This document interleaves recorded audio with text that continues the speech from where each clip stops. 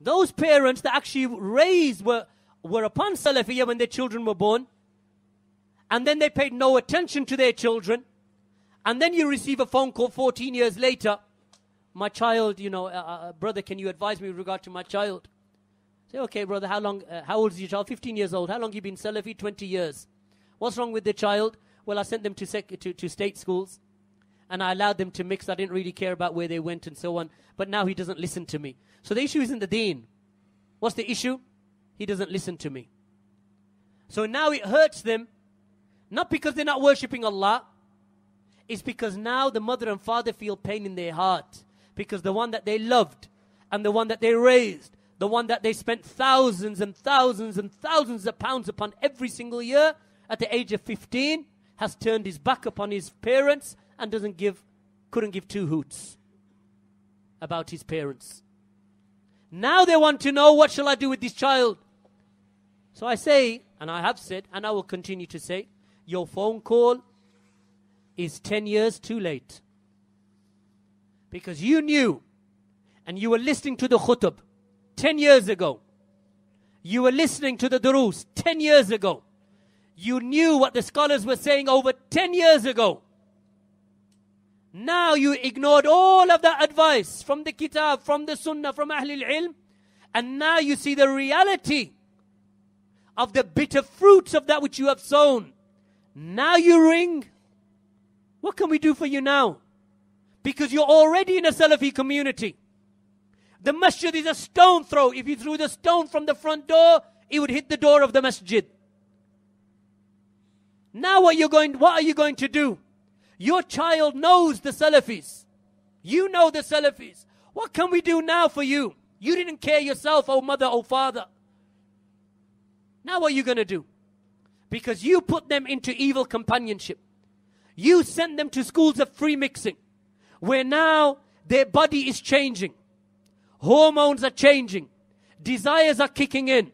The dunya is becoming a glitter, and all you're offering them is the closed four walls of a masjid. And now they've seen that. Now how are you going to bring them back? Make dua for them. What can you do? Make dua. Make your house Islamic. Don't allow any haram to take place inside of the house that you are in charge of. You want to commit haram? Not in this house, not under this roof. Barakallahu feek. May Allah guide you, my son. But you will not do any haram under this roof. You will not shave that face in this house. You will not listen to music in this house. You will not bring movies on your phone into this house. You will not talk to women from the phones in this house. You will not disobey your mother and father in this house. You will not sleep through Fajr in this house. Because this is my house, my property. I have authority here. I can't stop you what you do outside because I can't watch you there. But in this house you will not do haram. I raised you. And I wanted for you good. I made mistakes as a father. Your mother made mistakes as a mother. But you knew Islam. You are now responsible for yourself, my son. Allah subhanahu wa ta'ala will take you to account. Because now you have reached that age of puberty and adolescence that is clearly marked in Islam. You are able to get married and have children. So under this roof, then I take you to account, just as Allah will take you to account Yawm al-Qiyamah. You will not do haram under this roof. Make dua for them. Take them to Umrah, even at that age, 15. Even if they were in a Salafi community and they went to... Then there is a case of the parents who raised their children upon Sunnah and Salafiyya. They taught them and they educated them and they took them to durus and they took them to Umrah and they took them to the Dawrat and they introduced them to scholars. But that child chose for themselves, that child chose for himself misguidance. This is not now the fault of the parents. This is the fault of that own child. He is responsible for his deeds because you did your best. You cultivated him and you educated him and you taught him and you spent tens of thousands of pounds upon the education and welfare of that child. Now he goes astray. It is upon his head. You continue making dua.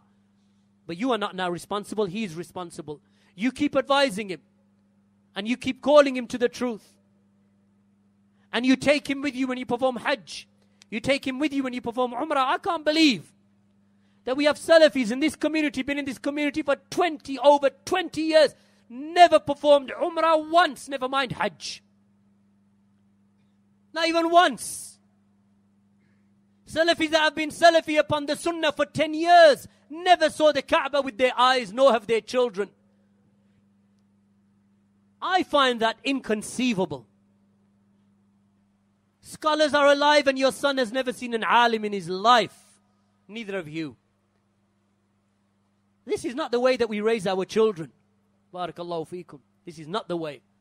You put your children into the habit. So your child saw the face of Shaykh Rabi', saw the Kaaba, made Umrah. That your child saw Shaykh Ubaid, sat in the dars of Shaykh Ubaid. So years later he recalls, I sat in the dars of Shaykh Rabi' 20 years ago.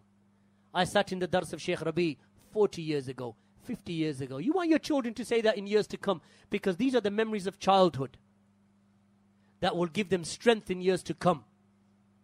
Wallahi, I made Umrah. Your son can say, I made Umrah with my father and my mother, and I remember I was only 3 years old, and they carried me in their arms. These memories in children, they last. Even if they go astray for a while, it's these types of things that they remember, that root, that foundation. Inshallah, one day they'll come back.